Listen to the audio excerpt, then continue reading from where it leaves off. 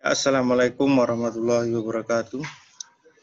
Ya, kuliah yang akan saya sampaikan berikutnya adalah melanjutkan materi yang kemarin, yaitu tentang logam-logam dalam ilmu teknik. Oke. Secara garis besar,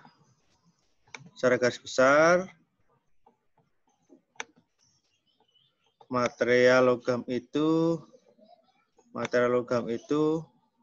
seperti yang saudara lihat di layar ini adalah dibagi menjadi dua. Yang pertama diklasifikasikan sebagai logam ferus, yang kedua diklasifikasikan sebagai logam non ferus. Ya, oke. Logam ferus kemarin sudah saya bahas sedikit ya tentang struktur mikronya. Ya, tapi secara garis besar dibagi menjadi dua. Ya, mungkin yang familiar dengan kehidupan kita sehari-hari adalah baja dan besi ya. Baja dan besi, dan sampai sekarang masyarakat masih terjadi kerancuan untuk membedakannya. Tapi ini kebiasaan saja sih. Kemarin saya sudah bahas sedikit tentang paku baja dan paku besi. Ya, sebenarnya di situ ada mispersepsi di masyarakat. Baja itu dianggap lebih kuat, lebih keras, padahal enggak. Kadar karbon baja itu lebih rendah daripada besi, jadi dia lebih lunak, tapi lebih ulet ya. Iya, oke.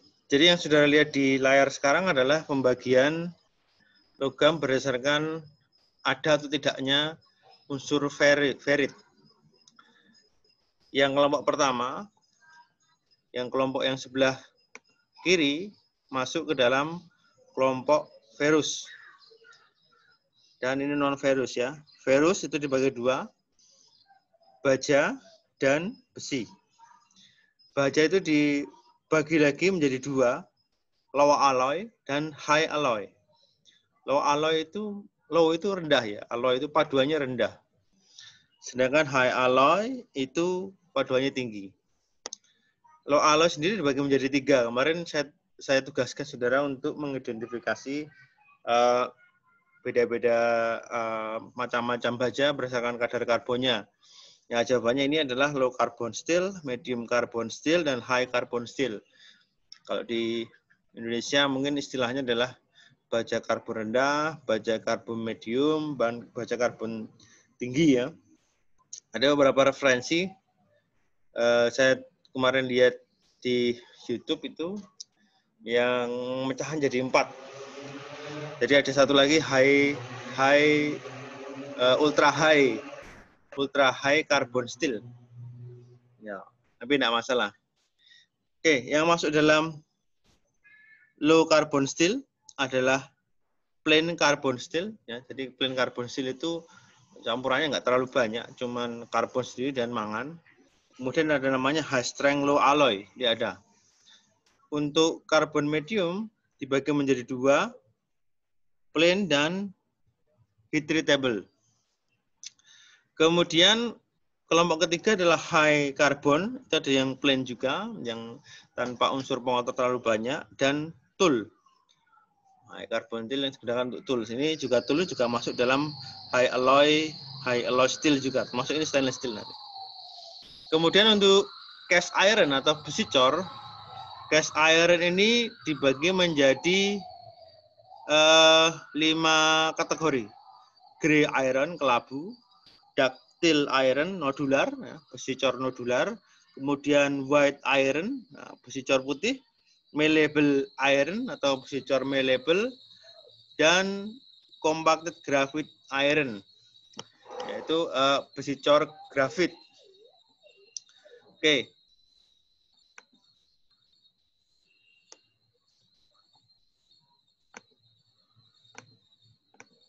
Ya, berikutnya kita akan membahas sedikit tentang baja paduan ferus atau paduan ferit. Ya, di sini adalah unsur utama dari besi ya. besi. Jadi kemarin sudah saya bahas dalam pembentukan baja dan besi ini salah satu faktor kuncinya adalah adanya ferrit. Ferrit Fe, unsur Fe. Diproduksi banyak dan merupakan material keteknikan penting, ya saudara tahu sendiri penggunaan baja dan besi itu sangat banyak sekali, dari komponen sampai ke konstruksi ya. Sekarang konstruksi sudah banyak yang menggunakan baja sebagai konstruksi utamanya, tidak menggunakan tulangan lagi. Ya, salah satu kelemahan utama dari besi baja ini dalam unsur keteknikan dirgantara adalah dia korosif. Jadi tidak pernah disarankan, tidak diperbolehkan digunakan untuk terbang. Meskipun di awal-awal pengembangan pesawat terbang itu penggunaan baja itu tidak bisa dihindarkan ya karena keterbatasan. Karena aluminium dulu waktu awal-awal ditemukan dia dianggap baja yang mulia. Jadi dia dianggap memiliki nilai yang lebih mahal daripada emas waktu awal-awal aluminium. Jadi tidak ekonomis kalau digunakan untuk pesawat terbang waktu itu.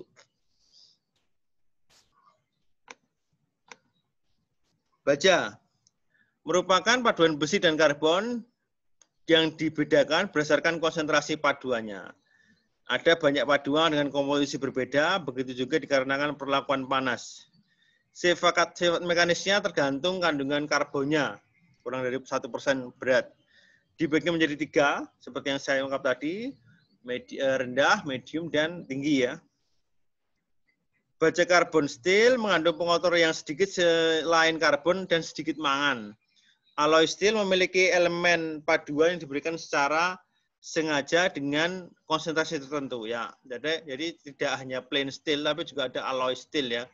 Contoh yang paling sering saudara familiar adalah stainless steel. Jadi dia baja karbon sebenarnya, cuman disengaja diberikan unsur kromium yang banyak yang terbukti meningkatkan kekuatan dan meningkatkan ketahanan korosinya.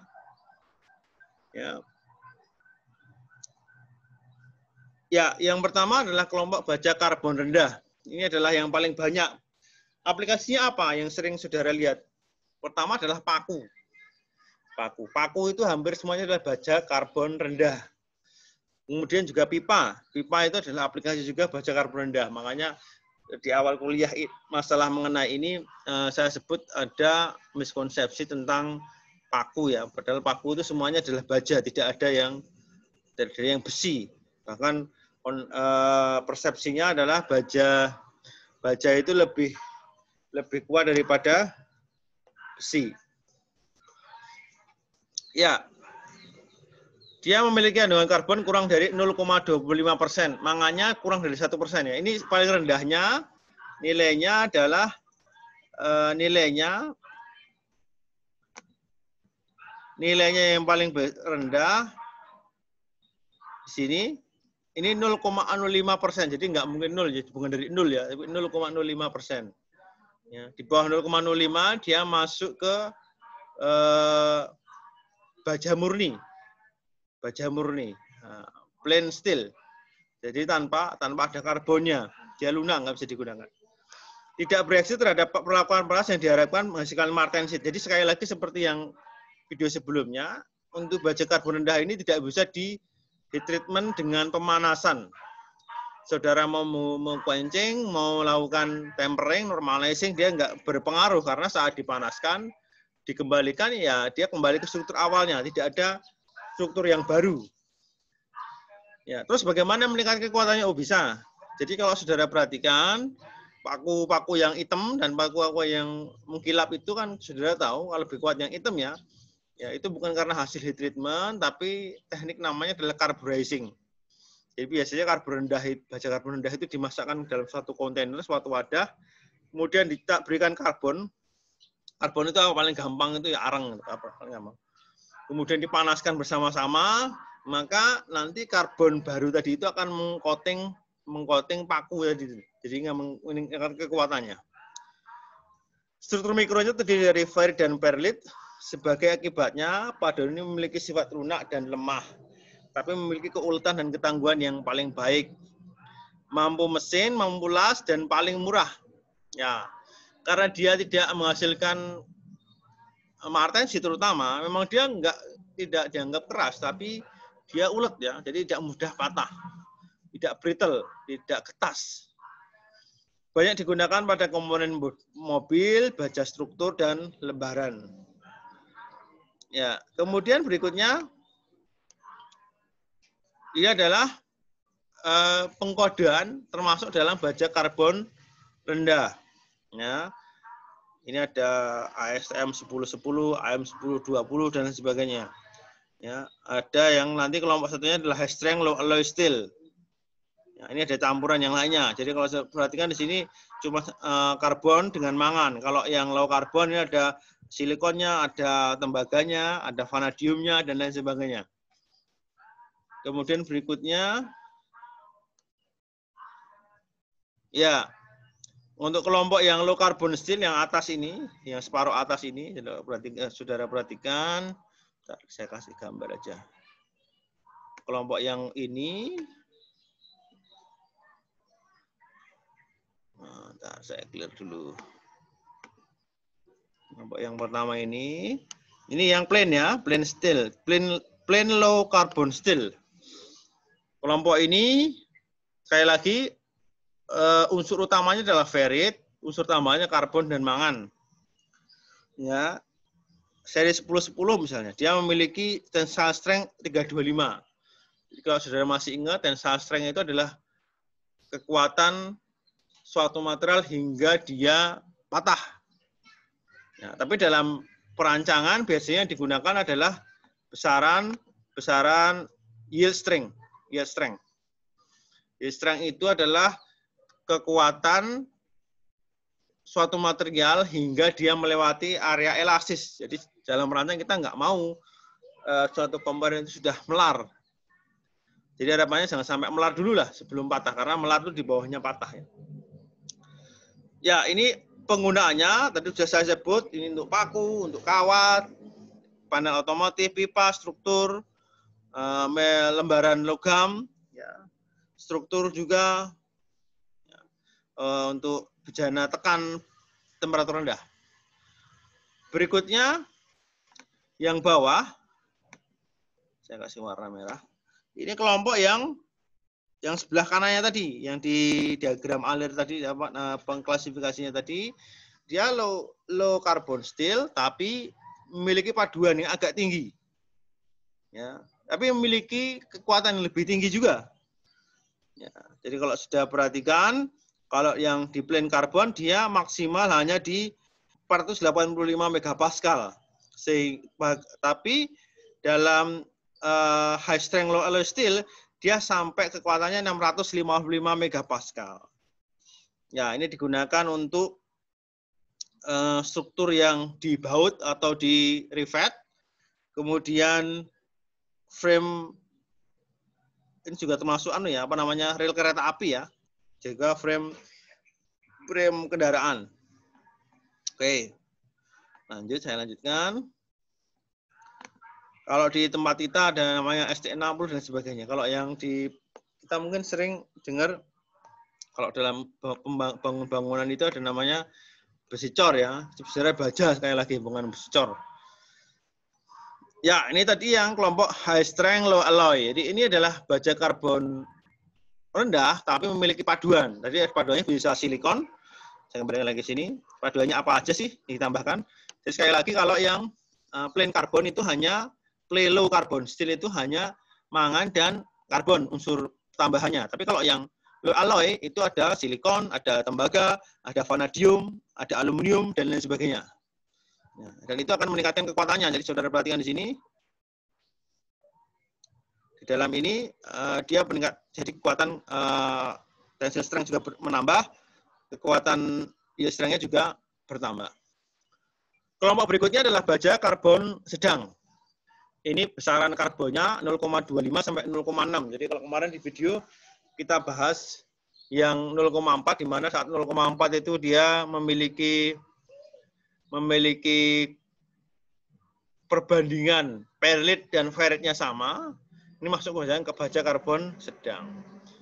keunggulan dari material karbon sedang ini adalah dia bisa di heat treatment atau diperlakukan panas. Ya, bisa dengan austenizing, ada juga quenching, tempering, normalizing untuk meningkatkan sifat mekanisnya. Paling sering dimanfaatkan dalam kondisi tertemper memiliki struktur mikromartensit. Ya, ini kalau dalam kehidupan sehari-hari yang mungkin sering Anda lihat prakteknya adalah kemarin sering saya bahas ya. Jadi kalau orang membuat senjata, terutama senjata aja lah, karena tujuannya adalah menghasilkan alat potong yang bagus ya. Senjata itu misalnya keris, coba sudah seperti yang di YouTube atau yang mana? Ada kemarin saya juga lihat ada yang proses pembuatan katana ya. Jadi itu pedangnya ninja dan samurai itu prosesnya juga masih dijaga ke autentisitasnya, tapi juga dari segi keilmuan juga sangat menarik karena dia menghasilkan material yang berlayer-layer. Ya, walaupun itu old school ya, tapi mereka sudah tahu teknik itu meningkatkan kekuatan material. Ya, bahkan sempat saya lihat kemarin ada yang di sandwich juga. Jadi dia ditumbuk-tumbuk seperti ini. Jadi dia dari batang yang satu lembar seperti ini, kemudian ditekuk. Tekuk seperti ini, sudah Anda perhatikan ada 2 layer, dipepetkan lagi jadi selembar lagi, ditekuk lagi sampai berkali-kali sehingga secara natural akan ada berlayer-layer logam. Kemudian setelah itu jadi, bagian ujungnya dikasih logam yang lain lagi yang karbonnya tinggi sebagai alat potongnya. Nah, sudah silakan nanti mencari ya, untuk mencari tahu. Keris boleh, samurai boleh, ada nama juga Damascus Steel juga ada, itu juga teknik yang digunakan. Sebenarnya ini hasil dari perang salib ya, di mana pasukan Persia waktu itu yang itu sering menggunakan pedang-pedang dengan pola yang unik, tapi tidak cuma indah, tapi dia sangat kuat dan sangat keras dalam menebas zirah pasukan salib. Nah, ini tidak ngomongin agama ya, sekali lagi ini penemuan yang kita tidak mau terjadi perang lagi seperti dahulu, tapi kita bisa ambil teknologi yang bisa kita manfaatkan saat ini untuk membuat dunia lebih damai. Oke. Ya, baja karbon sedang memiliki kemampuan pengerasan yang rendah dan dapat dihitungkan untuk ukuran tipis dan quenching yang cepat. Jadi ini memang kurang maksimal ya, tapi masih bisa. Penambahan kromium, nikel, dan molybdenum memperbaiki kemampuan untuk diperlakukan panas, menghasilkan kombinasi kekuatan dan keuletan.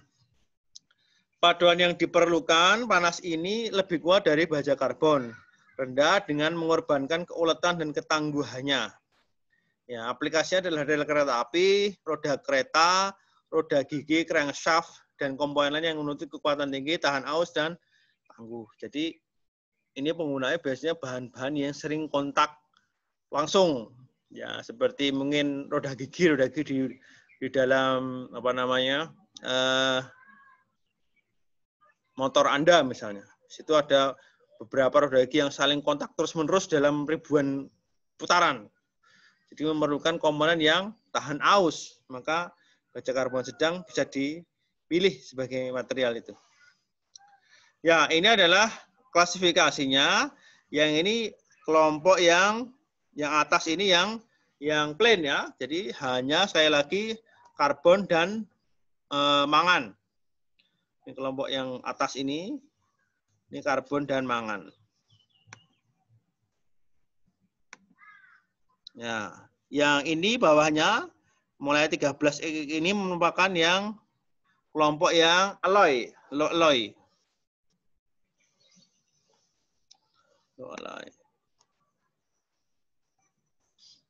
Ya, ini simpen nomornya terdiri dari 4 digit. 2 digit pertama menunjukkan kandungan paduannya, 2 digit akhir menunjukkan konsentrasi karbonnya. Untuk baja karbon biasa, 2 digit awal adalah 1 dan 0. Untuk baja paduan merupakan kombinasi 2 digit.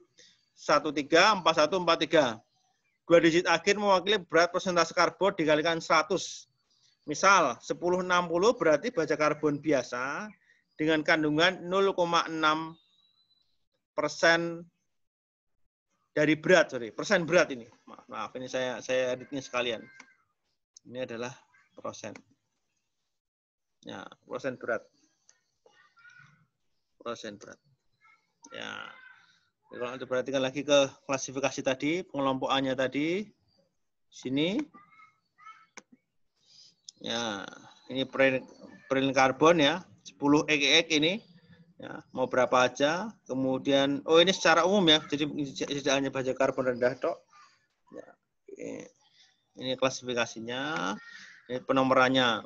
Jadi kalau saudara nanti melihat dia ada nggak ya yang baja karbon rendah? Nah, misalnya nih, 10-10 berarti dia 10 awal itu adalah menunjukkan dia baja karbon biasa. 10 di belakangnya merupakan menunjukkan kadar karbonnya. Jadi kalau 10% itu berarti 0,1 kadar karbonnya. 10-20 berarti ada 0,2% kadar karbonnya. Ya.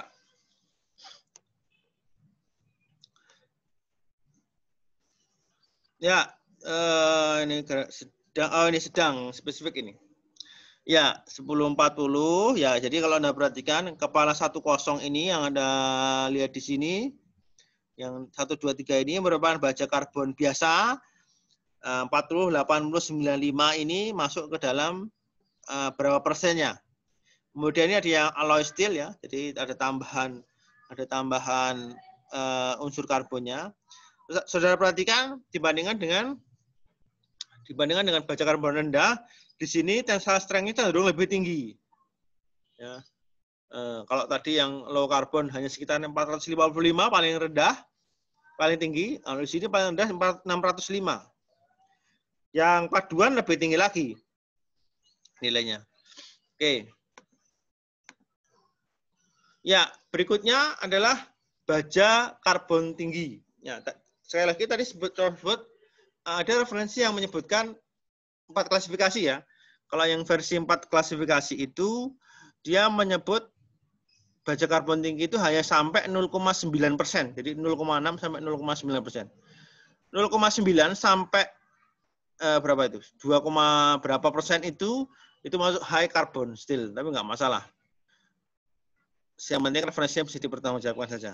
Jadi saya kembali ke referensi yang saya gunakan. Di sini yang masuk dalam baja karbon tinggi adalah yang memiliki berat karbonnya 0,6 sampai 1,4% karbon.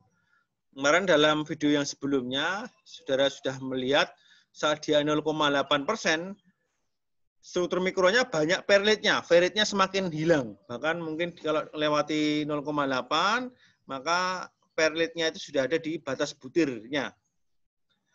Merupakan baja karbon terkeras, terkuat, dan kurang ulet ya. Memang kelemahannya dia, meskipun dia keras, tapi dia menjadi cenderung getas atau kurang ulet. Getas itu seperti yang sudah saya sampaikan, paling gampang untuk melihat contoh barang getas itu adalah gelas. Gelas itu secara fisik dia keras, sudah tahu dia keras. Tapi dia juga brittle atau getas ya, mudah pecah. Ya, itu keras tapi getas itu seperti itu. Digunakan dalam kondisi harden dan temper sehingga tahan aus. Perkakas dan das baja merupakan dari baja karbon tinggi, biasanya mengandung kromium, tungsten, dan molybdenum. Ya, perkakas itu tool. Tool itu alat potong. Jadi kalau saudara memperhatikan orang bubut, menggunakan mesin bubut, biasanya yang untuk motong itu adalah baja karbon tinggi ya, masukannya baja tinggi. Ya, penambahan krom, tungsten, dan molybdenum itu juga menghasilkan baja yang keras dan tahan aus. Ya, berikut adalah tabelnya untuk baja perkakas dan aplikasinya. Ya, ini baja karbon tinggi. Ini sudah yang low alloy ya. Sudah low alloy. Sudah masuk ke dalam low alloy. Ya, ini adalah klasifikasi baja karbon tinggi. Ya, berikutnya adalah mungkin materi baja yang favorit ya. Karena dia tahan korosi dan juga masih terjangkau, kekuatannya juga masih cukup tinggi, adalah stainless steel. memiliki ketahanan korosi yang sangat tinggi dalam lingkungan. Dia memiliki paduan yang krom yang cukup tinggi sampai 11% dari berat kromium, meningkatkan kekuatannya dan ketahanan korosinya. Bahkan dia aman, produk stainless steel itu juga aman untuk manusia. Maksudnya kalau dia untuk piring, alat masak itu masih aman sekali. Beda dengan baja karbon ya, yang mengandung banyak korosi, itu bisa mengkontaminasi tubuh manusia saat tertelan. Ya, stainless steel dibagi menjadi 3, martensitic, ferritic, dan austenitic. Stainless steel martensitic memiliki kemampuan untuk diperlakukan panas sehingga martensit menjadi komponen primernya. Austenitic fase, austenicnya diperluas pada temperatur ruang. Ferritic terkomposisi dari fase ferrit atau BCC. Austenitic dan ferritic memerlukan cold work untuk pengerasan dan penguatan karena tidak bisa diperlakukan panas. Austenitic merupakan yang tahan korosi karena memiliki kromium yang paling banyak. Stainless steel bisa digunakan pada temperatur tinggi dan lingkungan jelek karena ketahanan oksidasinya dan tetap mempertahankan sifat mekanismenya. Ya, jadi salah satu keunggulan stainless steel adalah juga tahan korosi ya. Nah, dia tidak mudah teroksidasi. Jadi sekali lagi korosi itu fenomena terjadinya oksidasi dalam logam di mana unsur ferrit sebagai unsur utama dari baja itu bereaksi dengan oksigen di sekitar kita. Hal yang sering saudara lihat dalam kehidupan sehari-hari adalah jika sudah perhatikan proses sudah punya mangga ya, mangga kemudian saudara kuliti, Anda saudara tunggu beberapa saat dari yang warnanya kuning cerah itu menjadi hitam. Itu bentuk dari oksidasi, cuman dia tidak berbentuk korosi ya, dia oksidasi. Jadi oksigen ini sering bereaksi dengan zat-zat sekitarnya yang disebut sebagai oksidasi. Biasanya buruk juga. Mangga kalau sudah coklat-coklat itu biasanya juga kenikmatannya kesegarannya akan berkurang. Sama juga dengan baja. Saat dia terkontaminasi dengan oksidasi, maka akan ada korosi. Selain secara tampilan juga jelek, dia kekuatannya menurun. Yang kedua berbahaya juga. Ya, ini klasifikasinya. Ya, berikutnya adalah kelompok besi cor atau cast iron. Ya, ini di atasnya baja secara kandungan karbon ya. Jadi tolong sekali lagi mulai merubah mindset saudara sebagai orang teknik. Baja itu memiliki kadar karbon yang lebih tinggi. Besi memiliki kadar karbon yang lebih tinggi. Sehingga kalau dari kekerasan dia lebih keras harusnya. Memiliki kandungan keras di atas 2,14% berat. Jadi kalau di bawah masih dalam kelompok baja karbon tinggi ya. Kebanyakan besi cor mengandung 3-4,5% berat karbon. Cemented dihasilkan dari dekomposisi untuk menghasilkan alfa ferrit dan grafit berdasarkan reaksi ini. Ya, jadi cemented itu kemarin seperti saya jelaskan bentuknya itu loreng-loreng seperti zebra. Yang hitam itu adalah mewakili karbon, grafit. Kemudian yang putih itu ferrit atau alfa. Kadang-kadang dalam struktur disebut sebagai alfa. Ya, ini kelompok dari besi cor. Ya, pembentukan grafit. Kecenderungan pembentukan grafit dikendalikan oleh komposisi dan laju pendinginan. Pembentukan grafit dipicu karena keberadaan silikon dengan konsentrasi lebih dari 1% berat. Pendinginan yang lebih lambat serta pengerasan memicu pembentukan grafit. Untuk sebagian besar besi cor, karbon terwujud dalam bentuk grafit. Gimana penamaannya sih ya berarti ya. Struktur mikro dan sifat mekanisnya tergantung komposisi dan pelakukan panasnya. Jenis besi cor pada umumnya dibagi menjadi besi cor kelabu, nodular, putih, malleable, dan padatan grafit. Ya, yang pertama adalah besi cor kelabu. Ya, ini tampilannya seperti ini. Jadi kalau perhatikan yang hitam ini adalah perlit ya, perlit. Ya, dia adalah perlit. Kandungan karbon dan silikon dalam besi cor kelabu 2,5-4% berat dan 1 hingga 3% berat. grafit berbentuk flakes atau corn atau emping jagung ya, yang biasanya dikelilingi matrik alfa ferrit atau perlit ya. Ya, ini grafitnya. Yang hitam ini grafit, jadi agak beda dengan baja. Kalau besi cor yang hitam ini namanya grafit. Kalau dalam baja itu namanya ferrit kemarin ya. Ini grafit, sebenarnya juga karbon juga sih. Yang cenderung putih ini adalah ferrit atau perlit, alfa ferrit atau perlit. Bentuk grafitnya, struktur yang retak-retak berwarna kelabu sesuai namanya. Ya, jadi grafit ini mempengaruhi sifat dari logamnya. Kalau Anda perhatikan di sini grafit itu cenderung tipis dan luncing-luncing ya. Jadi dia itu biasanya tipikalnya adalah dia getas. Karena struktur mikro yang tajam seperti ini, dia memiliki konsentrasi tenggangan yang sangat tinggi sehingga mudah pecah. Biasanya seperti itu. Ya, ini klasifikasinya, pengelompokannya. Silakan dibaca sendiri aja. Masuk aplikasinya. Berikutnya adalah besi cor kelabu. Ya, secara mekanis besi cor ini lemah dan getas. Ujung dari grafitnya tajam, meruncing sehingga sumber konsentrasi tegangan ketika ada tegangan dari luar diaplikasikan. Kekuatan dan kualitasnya lebih tinggi saat terbeban tekan. Ya. Jadi kalau dia mengalami penekanan, dia lebih ulet, lebih kuat. Besi cor kelabu memiliki kemampuan meredam energi getaran. Ya, jadi di gambar samping ini sudah bisa melihat yang B adalah besi cor kelabu, yang adalah baja. Ini penting sekali ya, material yang mampu menahan getaran itu penting sekali karena berimbas pada komponen yang lain. Saat dia terlalu banyak bergetar, maka semua komponen yang berkaitan dengan komponen itu maka juga ikut bergetar. Sehingga akan ada gaya berulang yang terjadi pada komponen sehingga melemahkan komponen. Biasanya makanya besi cor kelabu ini digunakan sebagai struktur dari misalnya mesin perkakas. Mesin perkakas misalnya mesin bubut, mesin milling, mesin fresh, dan lain sebagainya. Kalau dalam kehidupan sehari-hari, paling sering digunakan itu di mesin jahit yang lama ya. Yang butterfly itu atau apa itu. Saudara perhatikan kaki-kakinya itu adalah hasil dari besi cor. Kenapa dipilih itu? Supaya getarannya juga tidak terlalu tinggi. Kalau Anda mungkin mau main ke lab produksi, mesin bubut, mesin drilling itu semua pondasinya menggunakan mesin besi cor. Karena dia mampu getarnya bagus, tidak mudah bergetar. Jadi ini menggambarkan ini kalau baja, dia saat dipicu oleh tekanan, getarannya akan sangat lama, panjang. Tapi kalau besi cor dia pendek, dengan amplitude yang sama, dia lebih pendek.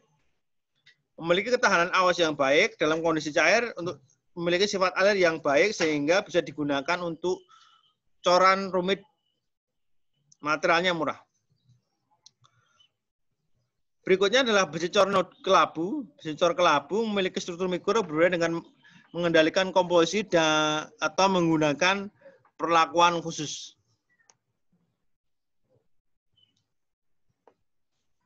Kelompoknya adalah nodular, ya sudah perhatikan grafitnya beda ya, dia cenderung bulat tidak tipis, sehingga ini pasti dipastikan bahannya tidak brittle ya.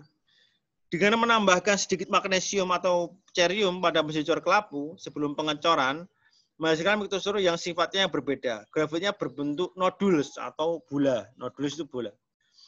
Fase matrik yang mengelilingi partikel ini bisa perlit dan ferrit tergantung perlakuan panasnya. Ya, jadi tetap sama dengan yang tadi itu. Hasil coran lebih kuat dan lebih ulet dibanding kelabu ya. Tadi saya sudah sebut ya, bentuk grafit itu mempengaruhi sifatnya. Saat tadi yang besi cor yang yang pertama tadi kelabu dan lain sebagainya, dia pipih dan langsing dan tajam, dia cenderung getas. Saat kita lihat nodular ini yang bulat-bulat, dia lebih ulet, lebih kuat.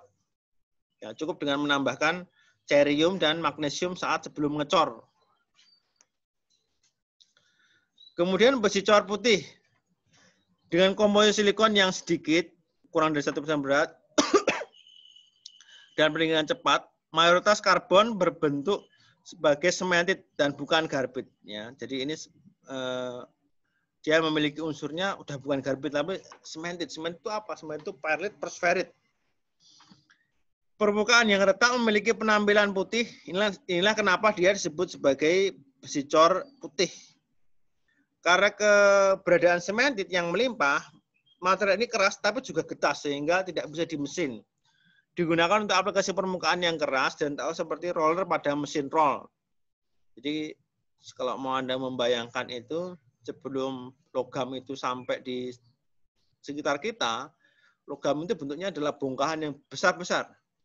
Supaya bisa dibawa dan dimanfaatkan oleh kita, maka dia ditipiskan dulu menggunakan mesin roll yang dipanasi. Mungkin besok akan Anda pelajari saat kuliah manufaktur ya. Besi cor putih juga digunakan sebagai bahan dasar dari besi cor lain, yaitu besi cor malleable. Nah,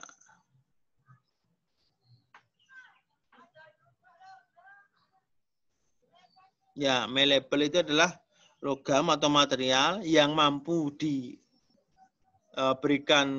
tegangan kejut atau ditekan secara permanen dalam bentuk tertentu tanpa mengalami kerusakan atau crack atau retak. Kelompok pertama adalah besi cor malleable. Jadi dari besi cor putih dipanasi dulu 800 sampai 1 Celcius dalam jangka waktu tertentu, dia akan menghasilkan sementit membentuk grafit yang bentuk seperti klaster atau rosetta yang dikelilingi veri dan perle. Jadi yang tadinya bulat dari nodular dipanaskan ya. Besi cor putih ya, yang bentuknya tipis dipanaskan sampai 900 derajat, kemudian dia didinginkan, maka akan keluar grafit yang berbentuk seperti rosetta. Rosetta itu apa ya? Rosetta itu buang mawar, rus. Ya, yang dikelilingi oleh veri dan barit. Struktur mikronya mirip nodular sehingga memiliki kekuatan tinggi dan ulet. Ya, jadi kalau Anda perhatikan posisi grafitnya ini hampir sama dengan nodular. Aplikasi batan penyambung, roda gigi, transmit, dan lain-lain sebagainya. Ya, kemudian yang berikutnya adalah compacted graphite iron. Anggota baru dari besi cor adalah compacted graphite iron. Kandungan silikonnya 1,7 sampai 3%, karbonnya 3,1 sampai 4% karbon. Nah, grafitnya berbentuk cacing ya, dengan jumlah 20%-nya. Magnesium dan atau cerium juga ditambahkan ke tapi konsentrasinya berbeda dari nodular, berbeda dengan nodular tadi. Meningkatkan jumlah grafit nodular, meningkatkan keuletan dan kekuatannya. Ferritiknya memiliki kekuatan lebih rendah dan kekuatan lebih tinggi dibanding yang ferritik. Kekuatan tariknya setara dengan besi cor nodular, malleable, tetapi lebih tinggi dibandingkan kelabu. Keuletannya menengah antara kelabu dan nodular. Sifat unggul CGA ya, compacted graphite iron, memiliki konduktivitas termal yang tinggi, ya, jadi mampu menghantarkan panas dengan baik. Kemampuan menahan shock thermal, ya. Jadi shock thermal itu thermal itu temperatur ya, shock itu kejutan. Maksudnya apa? Sudah kalau pernah mencoba gelas dalam kondisi suhu ruang, kemudian saudara berikan air yang sangat panas, yang jadi apa? Biasanya gelasnya akan pecah ya, itu namanya thermal shock. Jadi dia kaget, ya belum sempat menyesuaikan atomnya, kemudian pecah dia. Oksidasinya lebih rendah pada kenaikan temperatur, jadi dia lebih tahan korosi. Aplikasi 3A adalah blok mesin diesel, saluran buang gas buang, rumah transmisi, piringan rem pada kereta kecepatan tinggi, dan roda gila. Flywheel, roda gila. Ya, untuk baja virus, saya tutup sini dulu. Terima kasih atas perhatiannya. Saya tutup. Assalamualaikum warahmatullahi wabarakatuh.